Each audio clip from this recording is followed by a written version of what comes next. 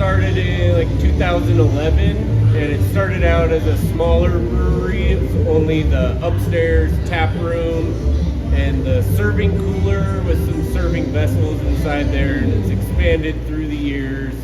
I've been here for 5 years, and I've been brewing for 3 of those years, and it's been pretty exciting to see it expand and grow even during the short time that I've been here, throughout kind of like our popularity in canning and just being having a wider distribution through the state has helped us expand and become the size of brewery that we are today. But my favorite part is definitely brewing the beer and just kind of like seeing the different ingredients to create the different flavor profiles that we're going for, and definitely having like favorite hop varieties that we use that's the most flavorful and aromatic component that we use, and they're each distinctly different, and so it is kind of like subjective up to a personal preference, but definitely each of us kind of have our favorite hop varieties, and I think that's the most fun part of the job, is kind of like smelling them, tasting them in the final product, and tweaking things here and there, like the amounts and when you put them in, to see how it comes through in the final product of the beer. Favorite that we can all the time is the Myruka. I like the pale ale. And then I think my favorite that we've ever had here, I would say it's probably like a hazy pale ale. When we first started doing hazy pale ales instead of hazy IPAs, and it was one called Optimistic. Montana means to me, I think just the locality of the different towns. We might call them big cities here, even though they're kind of just like larger towns in the scheme of the country, and just finding the different hardworking people amongst us. In the brewing industry, we're pretty friendly with many other breweries around town and around the state, so it's kind of like getting to meet kinds of different people associated with the beer industry. Anytime there's brew fests or conferences, it's really fun, especially to see people who are involved in things other than brewing in the breweries, whether it's marketing or packaging side, things like that. It's always fun to learn more about the brewing industry. And I feel like Montana does a really great job of us sharing our skills together and being open to just, share our information, help people grow and learn in their careers.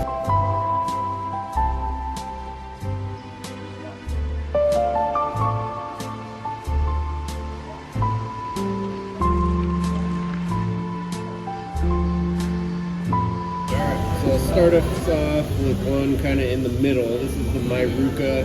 It's our pale ale. We can it, so it has pretty strong hop flavors and aroma. There's a lot of hops that go into this beer, and it's towards the end of the brewing process, so it's less used for bittering and more used for their flavor and aroma coming through into the final liquid product. So yeah, I like it. It's really good. Yeah, it's kind of hoppy. It's like medium strength, flavorful. It's not as bitter as an IPA, not quite as hoppy as an IPA. It has all the same characteristics to a lesser extent of the pale ale instead of the India pale ale. Yeah, it's got the things I like about the IPAs, except this one like goes down way easier. Yeah, and they have a lower ABV, so it's not going to have as much alcohol in there. And then it's like less hop oils and things like that as well. It makes it easier to drink. Alright. And then we'll go on to this one, the Sweet Heat. This is our Mango Habanero IPA. And so it's stronger, has a higher alcohol content. It is a pretty hoppy beer to start out with, and then we flavor it with habaneros and mango. And so that kind of cuts through some of the bitterness of the hops. So you'll find heat in there, and it's also like the sugar from the mango fruit juice makes it sweeter, and they kind of complement each other pretty well. And it's definitely got some kick to it. I really like this one just because it has a lot of interesting flavors going on, but it still tastes really good. And as long as you're okay with some spice, yeah, it's a delicious beer. I've never had one like that. That's really good.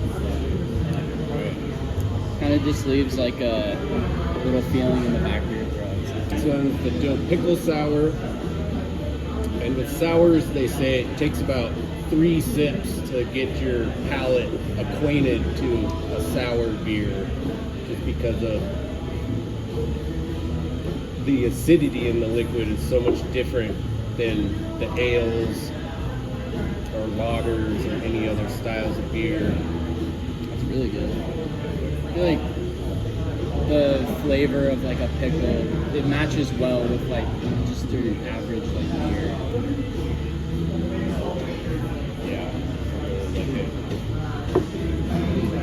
Yeah, and I guess this one's the idea of flavoring it is pretty similar to the habanero beer, where it's like you want enough pickle flavor in there that you can taste it. You don't want it to overpower like the beer itself, so you can still taste that it's like a sour beer that would taste good on its own, and it has pickle flavor, so you notice it's there, but you don't want it to be so much that you feel like you're just drinking pickle juice. Yeah, like huckleberry sour.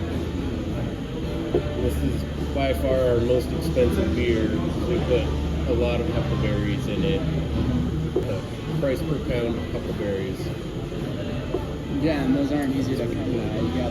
You gotta have people go get them. Yeah, it's hard to, just even buy enough to put into an entire batch of beer. So I can't imagine how much, like how that costs, like for the huckleberries. It'd be insane. Oh yeah.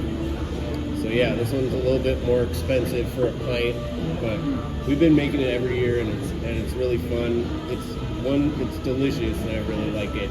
But it's fun to see what the huckleberries are like each year, like depending on where we got them from or whatever. Sometimes it'll be more tart, sometimes it'll be more sweet, and it really comes through in the final product of the beer what the huckleberries were like for that year.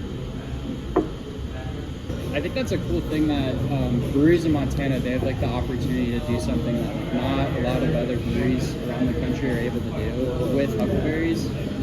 I'd say as far as tap rooms go, this is the coolest one I've ever known. Nice, sweet. Yeah, I just like the whole feel of the tap room.